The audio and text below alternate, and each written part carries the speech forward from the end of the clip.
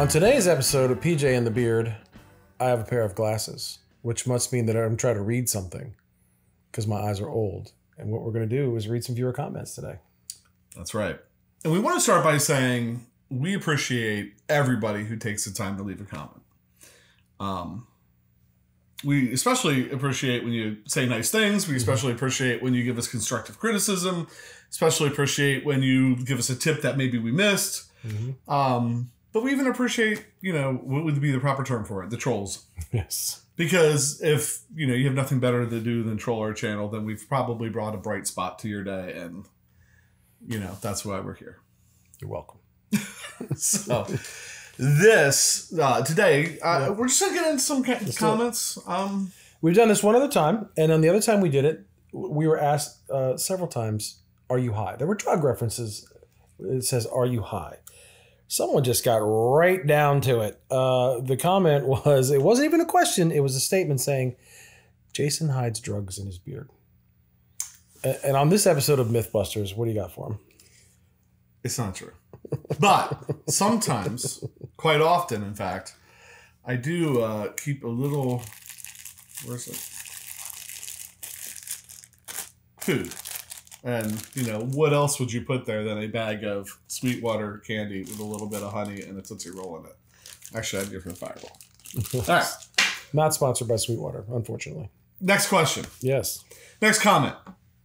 Shad said on the Mission Engineering 529i, didn't say anything about how to recharge it. Can you use a USB power brick to recharge it? This is our bad. This is a great comment because...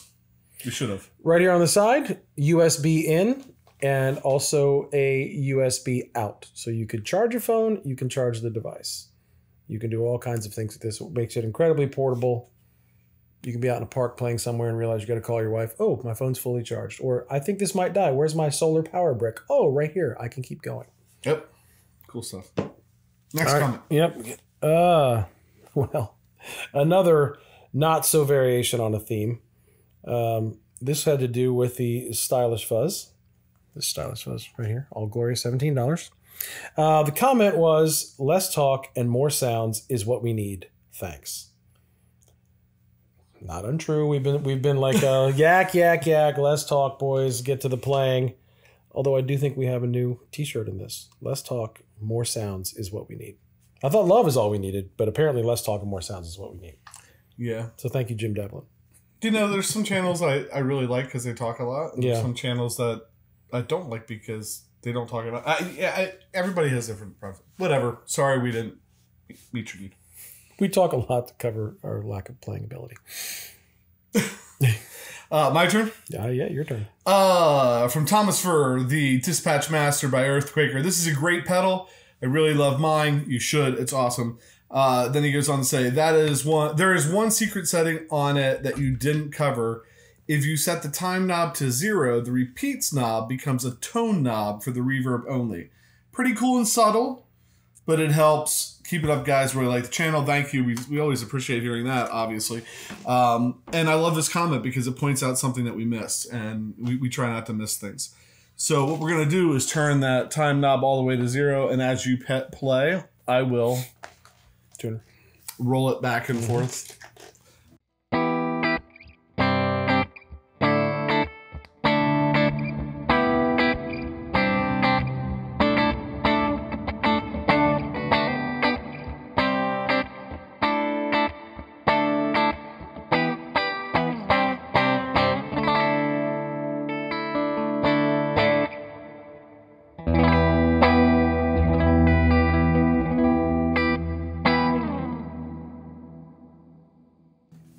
Darker, more bigger.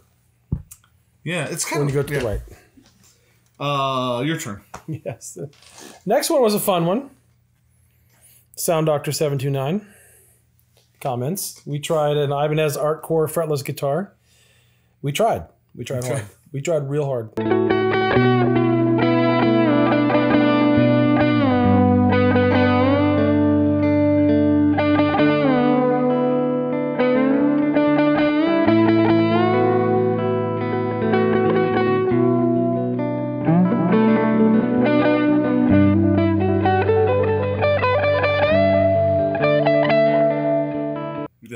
of fun with the episode.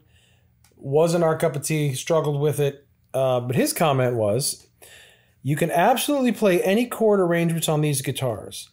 To say you don't know what you're doing is an understatement itself. Why would you make a video without even attempting research or at least attaining some skill beforehand? I've read this comment before and thought, well, that pretty much describes every episode we shoot. Why wouldn't you take the time? You know, we had that guitar. I gave it to Mike Morrison. He had it for about a year. I picked it up from him the other day and moved on to somebody else now. He played some stuff for me. He's on the channel. We did like a field trip to his house. Yeah. Amazing player. Yep. Amazing player. I actually took some guitar lessons from him from a very short period of time. You know, great slide player. He was able to make that guitar sound pretty good. He wasn't playing chordal stuff. And when I asked him about it, he was like, well, yeah, I mean, you can play chords, but if you can find me somebody proficient at that, they've probably been doing it for a very long time. And I'm sorry that we didn't invest 15 years into a novelty guitar to be able to play perfect chords for you. You know, I think your expectations are too high. Okay. I'm not trying to be a jerk. Right. I just think your expectations are. But, you know, if you want to shoot us a video of what it sounds like, I would love to hear it because it would probably sound amazing. Mm-hmm. I don't think the average guitar player could do it. We couldn't make it happen. No. So, moving on. Next comment. All right. It wasn't too much. Yeah, that was all right? Yeah. I'm not trying to be a jerk. It's just, right. You're asking for something that's really hard. Right. I'll shut up. Block logo envelope filter by Analogman. Although this video is informative, it is so boring. Sorry. The amount of time wasted on its meandering hostile is frustrating. I mean, you're demoing the best envelope filter available anywhere. You might as well be reviewing a toaster. Oh, that's right. Oh my gosh. Well, it is your lucky day.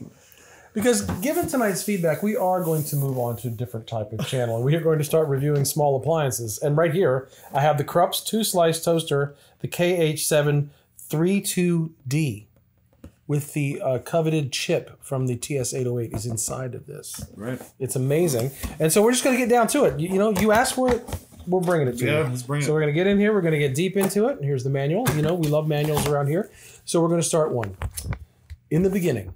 Oh, wow. Look, there's all kinds of selected... Well, you know what we say. There's preset settings in there.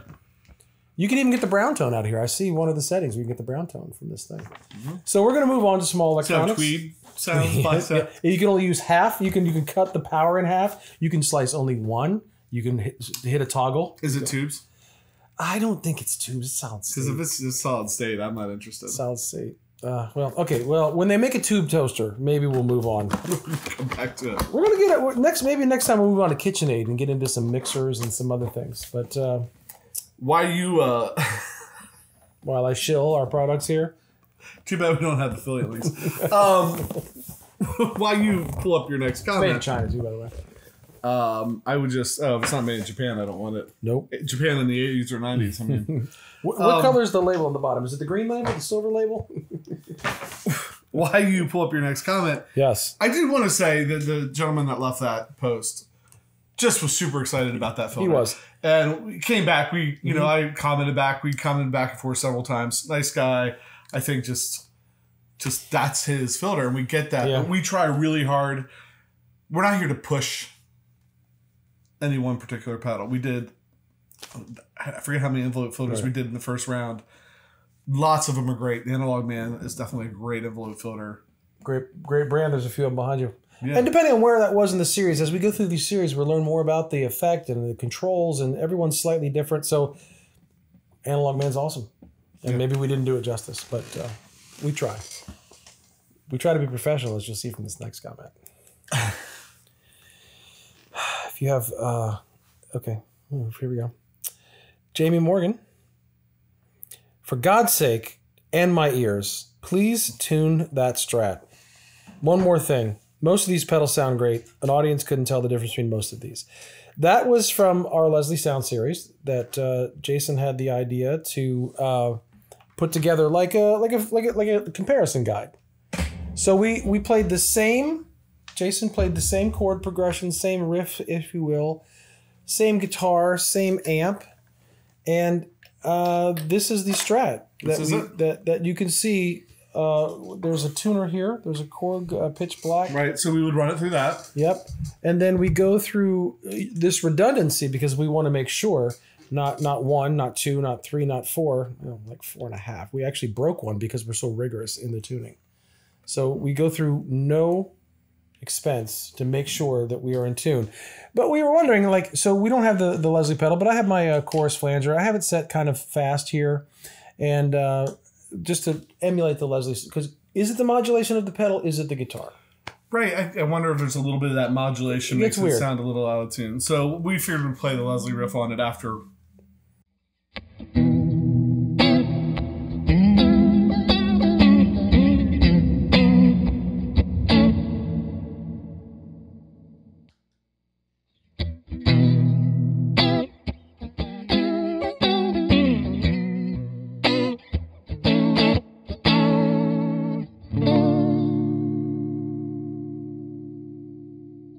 My highly trained ear says it's the modulation pedal, and we forgot to give you our clean tone reference. So why don't you just clear up the mystery right here and now?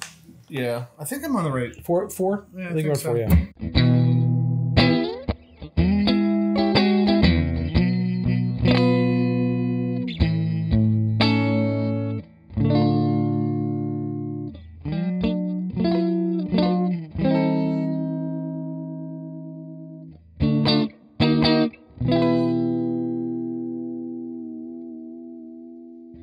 Definitely the modulation pedal because nothing's getting past this Fortress here. I mean, this Strat.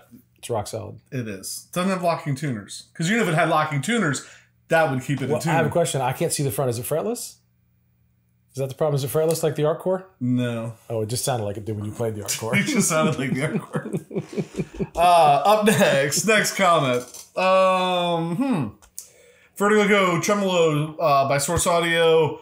Studio 13, hit some chords, you big dummy. You big dummy. Bad over here. This is the big dummy. Lamont over here. Yeah, you would have been playing the tremolo sounds. Yeah. I mean, I like playing big chords. Maybe not big chords. I play open chords, I think, sometimes. Or just chords that have space to them when we're playing some type of modulation. But maybe I wasn't playing... maybe open cowboyish chords, not belittling, but maybe not like a regular E minor or an open G or. I think that's what, because I kind of scrubbed through the video and you were playing chords all over the place. Yeah, right. But maybe you just weren't hitting those big open chords this person was looking for. To hear how it So we're sorry about that. Yeah. Next, if you have small children, you might want to take them out of the room because there is an @ symbol, a $sign, a hashtag or pound sign, whichever you want to call it, a number sign, a percentage sign. This has to do with the video from the Barber Electronic Direct Drive version 4, which on this channel, you know, we're big fans of David Barber and his work. So, yeah, I guess you want this. This is where professionalism comes into play here. What about the effing bridge pickup? Kind of useless if you stay on the neck and middle positions for high gain stuff. Yeah, so we try. I feel like we try to go through different pickups. So what we wanted to do in this particular one was leave no doubt as to what pickup is being used because this guitar only has one pickup. So the bridge pickup with the Barber Direct Drive.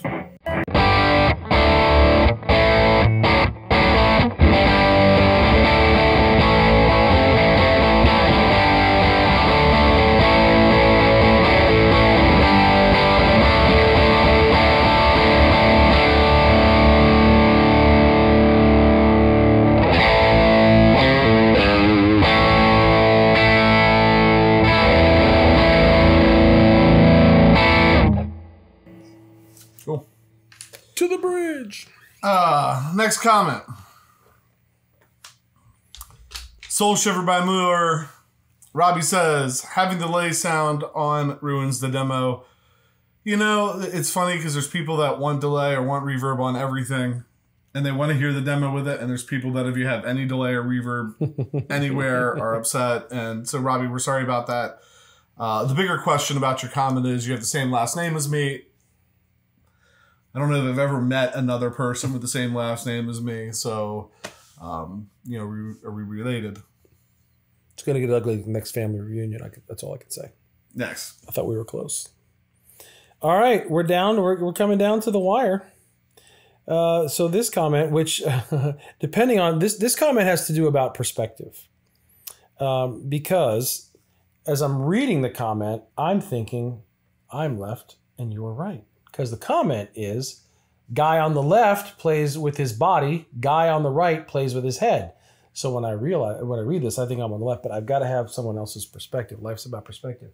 Oh, the guy on the left plays with his body.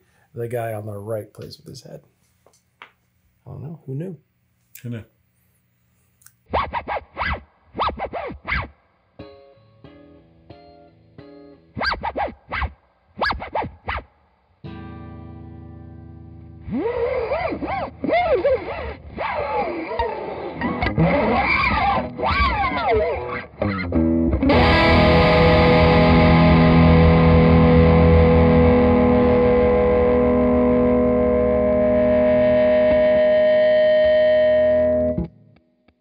All right, we're getting close to the end. The next one I have is from our good friend from the show, Mr. Brad Guitar Miller. He left us one on the TC Electronics episode and basically just said, you know, we should have hit that flanger in there with some high gain. Well, we have the direct drive, which I'm not sure is really a high gain pedal, but we played completely clean for one. Yeah, through the whole video with the throwing some drive on it, flanger, Strat, bridge pickup, quadruple. We checked the tuning on that thing like 4 more times. Bridge pickup. Let's hear it. Well, it'd be funny if it's out of tune.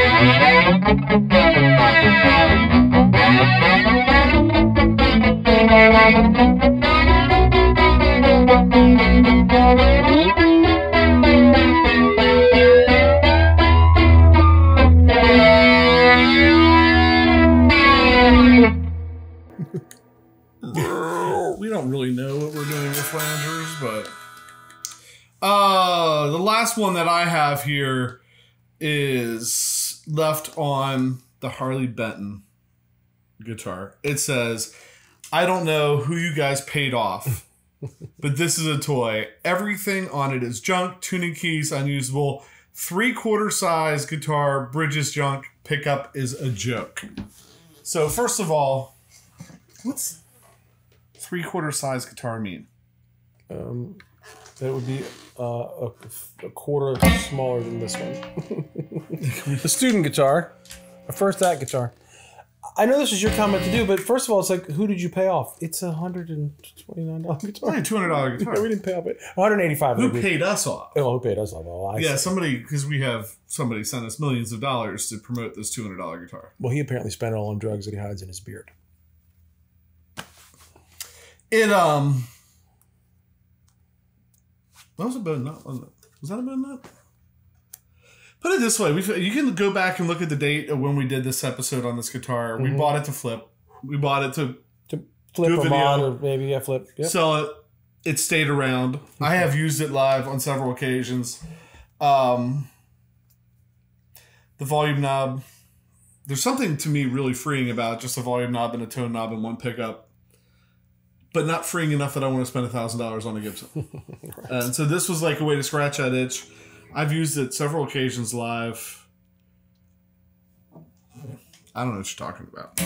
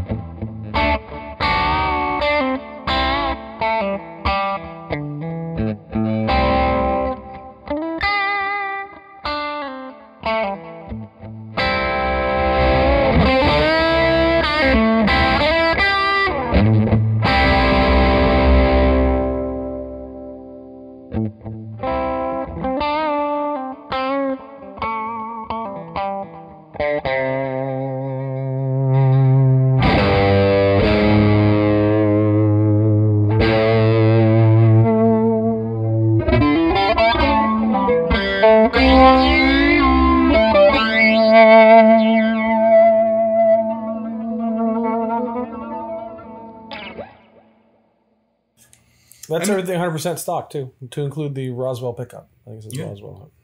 And we used it all night on this video simply because, like, sitting right here. We got it down for this, and right. I would really like to hate it. I even think the what was it, spicy brown honey mustard looks good. Yeah. Whatever. I mean, everyone's entitled to their opinion, but I mean, if you haven't actually laid your hands on one and played it, maybe you shouldn't have an opinion. So what do you have next? Hopefully to end on a bit of a lighter note. Should I edit that out? No, let's leave it there. It's as spicy as that mustard. So here we have, what better way to end this? First of all, the user's name is The Dude. The Dude simply says, "Thanks, Derek and Eddie." What does that mean? Who's Derek? Who's Eddie? I don't know. So those are the comments we're looking at tonight. We hope you enjoyed them as much as we did. And with that, we always like to take a moment and just thank everybody that's watching and leaving comments down below. Yes. On those, maybe... please don't try to leave ones that you think... don't purposely leave them. Don't try to make the show. Yeah. So, thanks to everybody that's interacting with the show. It really helps us out, and we appreciate it. And I think with that... I'm Eddie on behalf of Derek, reminding you, no matter what you hear, you never have too much gear.